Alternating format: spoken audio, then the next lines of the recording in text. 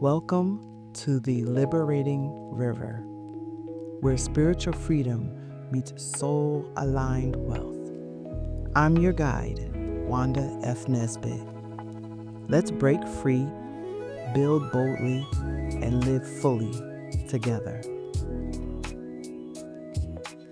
There's a moment in life, a subtle, sacred moment when everything you thought you could hold begins to slip through your fingers. You probably planned it out meticulously, like I tend to do, or you set high expectations for yourself or even for someone you really care about. Even to the timeline of things, you schedule it out. But then, poof, just like that, gone. And suddenly you find yourself in the waiting, in the place I tend to call the holding pattern, that place between what you hoped for and what actually happens or what's actually happening.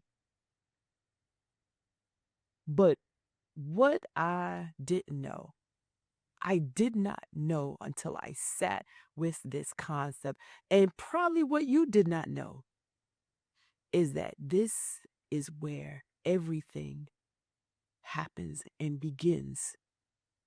It is that quiet gap that usually deepens or starts to deepen in your being. It starts to stir within inside of you.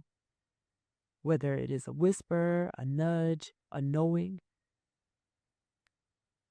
it begins. Strength isn't something you go out and find. It finds you. It finds you the moment you decide to show up anyway. All of your striving, all of your planning, all of your ritualistic tendencies do not matter. It does not matter. If you do not show up for yourself, everything is for naught. Your greatest strength, your most sacred resilience is not out there waiting to be found.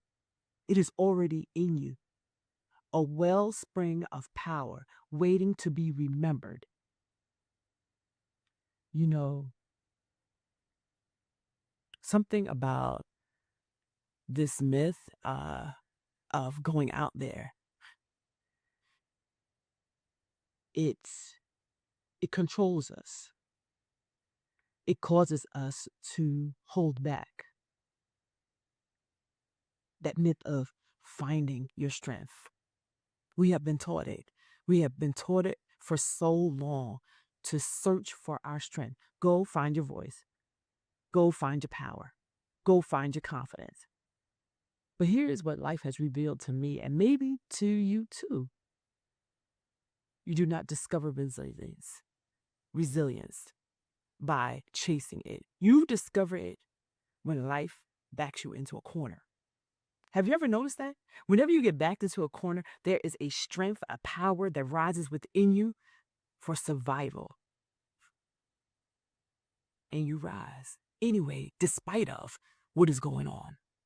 Psychiatrists calls this post-traumatic growth, a phenomenon where after deep struggle, people do not just recover, they transform.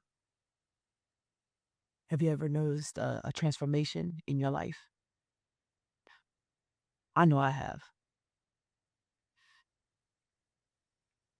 Maybe it was a heartbreak and it gave birth to empathy inside of you. Or maybe where you was delayed, but it sharpened your discernment. Or if you had a loss, it becomes the soil for purpose. What it isn't is strength appearing because you conquered the pain. That's what it's not. It shows up because you stayed. And you stayed long enough for wisdom to bloom.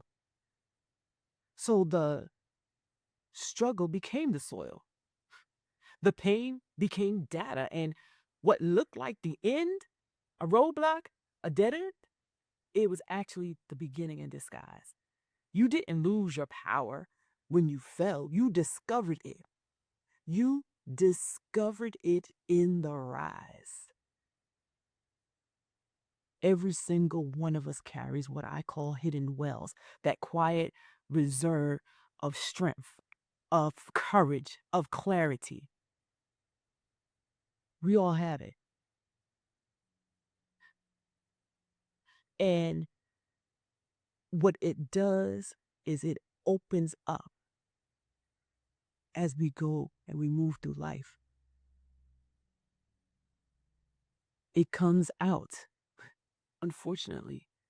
But maybe fortunately. I need to stop saying unfortunately. Maybe it is fortunate. It does not show up until we have no other choice. These wells don't live in our confidence, in your confidence. And you want to know why? I'll tell you. Your confidence is built on others' approval. Think about that one. Your confidence is built on others' approval. So, where does the well live? It lives in your commitment. So that means they're not summoned by certainty. They're not summoned by your yeses, even when everything in you wants to say no. How many, how many of you have felt that before? You wanted to say no and you just didn't. You just said yes because whomever was making a statement. I know you felt it before. The day you said, maybe I can't do this, but something deeper replies or whispers, but you will. We've all been there. Think about it. You've already lived through moments that felt unbearable. The heartbreak that emptied your chest, where your heart felt so hollow, the agony and pain that came as the result of the breakup, or maybe the job that fell apart. You were an honest worker. But yet, all of a sudden, because of upper management's, I'm going to say it this way, greed, or I'll say it politically correctly, the reorganizing of the company, in which the company downsizes both employees and store locations. Or what about the season or seasons of silence that nearly drowned you? Nothing hurt or nothing moved. But look at you. Look at me. Thankfully, you aren't successful with going through the possible suicide. I have been there about 4 times in my life. Or maybe you were so angry you were going to do harm to someone else. But God, period. But God. God did not allow you to follow through because you are important. You are still here. You are still breathing. You are still becoming. That is evidence of your wealth. Now, I know some people have been successful with harming others or themselves. I do not know why. But what I do know is that God will always provide a way of escape. Period, period, period. God will always provide a way of escape. It is up to us to get out of our own way and take heed to God's detour, which is the embodiment of preservation. Psychologist Brene Brown calls this ordinary courage, the willingness to face uncertainty without armor. You don't have to feel brave to be brave. Showing up is bravery in motion. I know that was mentally charging. So let's take a moment of stillness. and reflect. And I want you to think on this. What hidden well carried you through a time you didn't think you survived? What strength have you minimized simply because it didn't look glamorous? Think about it and rest in that moment. Stay tuned. To be continued, coming next week. Thanks for flowing with us on the Liberating River. Subscribe, share, and come back next week for more wisdom, wealth, and alignment.